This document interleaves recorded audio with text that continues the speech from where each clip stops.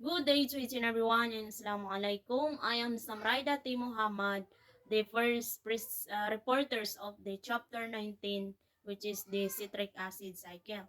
So, chapter outline is part 1, the central role of the citric acid cycle in metabolism, the overall pathway of the citric acid cycle, how pyruvate is converted to acetyl-CoA, the individual reactions of citric acid cycle. So, uh, my first topic is the central role of the citric acid cycle in metabolism. Okay, so uh, the central role of the citric acid cycle in metabolism, which is ito yung kung paano natin nagagamit or kung paano nagagamit ng ating katawan ang pagkain para magkaroon ng energy sa tulong ng oxygen. So, uh, meron tayong three process of aerobic metabolism, which is the first one is citric acid cycle.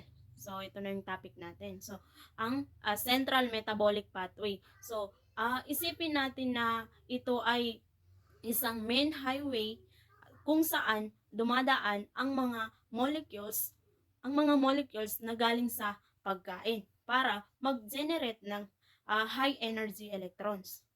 So, the second one is the electrons transport. So, ito naman ay a series of oxidation. Meaning to say, reduction, reaction. So, parang cons conserve con so parang conveyors belt ito kung saan ang mga high energy electrons ay pasa-pasa hanggang sa mapunta sa oxygen. So, habang nagpasa-pasa, may nabubuong energy. So, next is the third one is oxidative phosphorylation. So, meaning ito naman ang process for generating ATP. So, ang ATP ay parang energy currency. So, nangyayari ito dahil sa pH gradients within the uh, mitochondria na gawa ng electron transport. So, parang waterfall ito na nagpapaikot ng turbine para makagawa ng ATP. So, next is metabolism is consists of two. So, which is catabolism and anabolism. So, when we say catabolism, it is a oxidative breakdown of nutrients. So, ito ang process ng pag-breakdown ng mga malalaking moles tulad ng carbohydrates, fats. So, parang maliliit na parts at naglalabas ito ng energy. So, next is the anabolism. So, when we say anabolism, it is a reductive synthesis of biomolecules. So, meaning, ito ay process ng pagbuo o paggawa ng malalaking molecules mula sa maliliit na parts. So, gamit ang energy na galing sa catabolism. So, that is catabolism and anabolism. Next is stages of aerobic respiration. So, stage 1 is acetyl-CoA production. So, dito, ang mga molecules tulad ng glucose, fatty acid, at amino acid ay kino-convert uh, kino-convert kino-convert ito into acetyl-CoA. So, mayroong siyang carbon dioxide na nire-release mula sa pyruvate conversion. So, stage 2 is acetyl-CoA oxidation. So, ang acetyl-CoA ay pumapasok na naman ito sa citric acid cycle at nag-generate ito ng high energy electrons carriers. So, which is the NADH o at FADH2 or FAD. So nagre-release naman ito ng carbon dioxide sa stage na ito. So stage 3 naman is electron transport and oxidative phosphorylation. So which is ang NAD at FAD ay nagdadala ng electron sa respiratory chain. So, dito nangyayari ang oxidative phosphorylation kung saan ang ginagamit kung saan ginagamit ang electrons para makabuo ng maraming ATP. So, next is a citric acid cycle, which is the amphibolic. So, when we say amphibolic, it enables to be a part of both catabolism and anabolism. So, versatile ang function niya. So, sabay-sabay ang pathway kahit na pinag-aaralan natin sila separately. So, ang metabolic pathway ay nangyayari simultaneously sa ating katawan. So, ang next is citric acid cycle. So, also known citric acid cycle, tricarboxylic acid cycle, and Krebs cycle. So, tatlo ang name nito. Next is overall pathway of the citric acid cycle. So, ang glycolysis ay nangyayari siya sa cytosol. So, sa labas ng mitochondria. So, ang citric acid cycle naman ay sa mitochondria nagaganap. So, karamihan sa mga enzymes ng citric acid cycle ay nasa mitochondrial matrix. So, may isang enzyme na kakaiba. So, ito yung gumagamit ng FAD. So, ang enzyme na ito ay integral na bahagi ng inner mitochondrial membrane. So, at ito naman is connected directly sa electron transport chain. Next. 19.2 structures of mitochondria. So, ang mitochondria ay kilala bilang powerhouse. So, dahil dito nangyayari ang cellular respiration para makagawa ng energy or ATP. So, ang key parts ng mitochondria na naka-level ay first is outer membrane, which is ang pinakalabas na layer ng mitochondria. So next is inner membrane, ang pangalawang layer sa loob.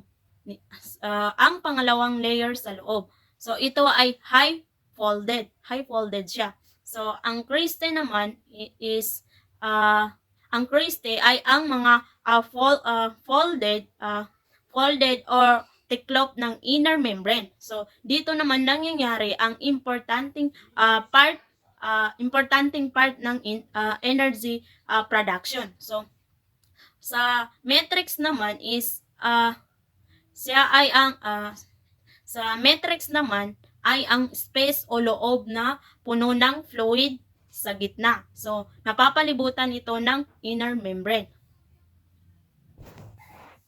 The next one is overview of reactions in citric acid cycle. So, pyruvate produced by glycolysis is oxidized further to one carbon dioxide molecules and to one acetyl group, which becomes linked to an intermediate. So, coenzyme A or CoA. So, acetyl-CoA enters the citric acid cycle. So, two or more molecules of carbon dioxide are produced for each molecule of acetyl-CoA. So that enters the cycle and electrons are transferred immediate electrons acceptors. So from NAD plus reduced to NADH to FAD. So then to takes up to electrons and to hydrogen ions to produce FADH. So that is the overview of reactions in citric acid cycle. The next one is reactions in citric acid cycle. So electron transport chain, ang mga electrons galing sa NAD at FAD ay dinadaan sa maraming stages. So dinadaan sa maraming stages ng electron transport chain. So, which is meron siyang iba't ibang redox reaction sa bawat step. So, and sa final acceptor niya ay ang huling tatanggap ng electrons oxygen at ang product niya ay water. So, energy production, ang cycle na ito ay directly gumagawa ng guanosine triphosphate or GTP sa high energy compound directly. So, ang next is the figure 19.3 is overview of the citric acid cycle. So, kung sa glycolysis is meron siyang 10 steps. So, dito naman sa citric acid cycle is meron siyang 8 steps. So, i-discuss natin yan later on. So, step by step. So, okay, so first steps of citric acid cycle is from acetyl-CoA combines with oxaloacetate. So, ang oxaloacetate natin it's 4 carbon molecules. So, ang acetyl-CoA ang acetyl-CoA 2 carbon molecules siya. So, pag nagsama-sama, we are going to meet 6 carbon molecules. See, acetyl-CoA to oxaloacetate. So dito naman sa acetyl-CoA with a combined oxaloacetate, and we have a specific enzyme para dito that will be our citrate synthase because the product is citric acid cycle. So from the 2 acetyl, magkakaroon tayo ng combination ng 4 through citric synthase. And we are going to form our 6 carbon molecules. So the combination ng acetyl and then our oxaloacetate. So what happened the next? So meron tayong 6 na carbon. So that will be yun na yung tinatawag natin na citric or citric acid. So yung citrate 6 carbon. It will be converted again. It's isomer. At ang tawag natin sa enzyme is our aconitase. So citrate will become isocitrate. So paano lang 'yun? So magkakaroon lang ng reconfiguration sa kanilang structure. Then step 3 is we have now an isomer of citrate, which is isocitrate. What will happen is that will be oxidized. So pag sinabi nating oxidize, it will lose an electrons. So maglo-lose siya ng electrons, it will transform into alpha ketoglutarate. So si isocitrate 5 carbon na lang siya. So, ibig sabihin, may nawala tayong carbon dito sa step na ito. Enzyme natin is isocitrate dehydrogenase. So, since nagkaroon ng problema dito sa part na ito, ibig sabihin nawala ng electron si isocitrate. So, saan napupunta ang electrons ngayon? So, nakaabang si NADH plus doon. So, in order to get that electrons in turn, magkakaroon tayo ng formation ng NAD plus to H plus. So, that the process na yun, aside from that, sabi natin na 5 na lang. So, ano nangyayari doon sa isa? It will be released as a carbon dioxide. Okay, so since times 2 lahat ng process na to, meron tayong natanggal na 2 carbon dioxide. So from the 2 acetyl-CoA na pumasok, so yun na yung 6 kanina na isocitrate dehydrogenase will take for it course and then marirelease ang carbon dioxide. Alpha ketoglutarate, what will be happen? So again, it will be oxidized na naman. It will now be oxidized and turn into succinyl-CoA. So this time, it is now a 4 carbon molecules.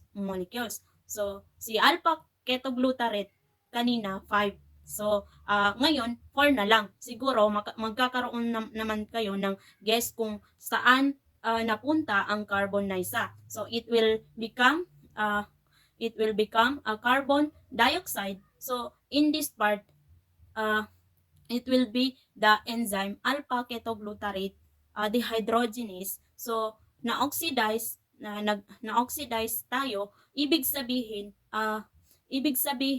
nakapag-loss ng electron na naman. So, from NAD plus is there again to get that electron, and then from NADH or NAD and H plus, and then it will take a SH or CoA. Okay, so step 5, what will happen? The coenzyme of succinyl-CoA will be replaced by a phosphate group. So mapapalitan yon, which is the transfer to ATP to make ATP. So in some cells, GTP or guanine diphosphate instead of ATP. So the same lang na yung GTP and ATP. Still, it's a source of energy. So the four carbon molecules produced is succinyl kasi nawawala na si CoA. So magiging phosphate group siya. And then that phosphate group will be given to ADP. So ito ang enzyme natin, succinyl-CoA synthetase reaction with water, and then it will be converted into malate, which is catalyzed by the enzyme fumarate. So fumarate, so water magiging malate na mapoproduce natin. So step 8. So step 8 is malate is now going to be oxidized again. So maglo-loss na naman ang electron to oxaloacetate. So remember, oxaloacetate, that is a first acceptor of our acetyl-CoA. Okay?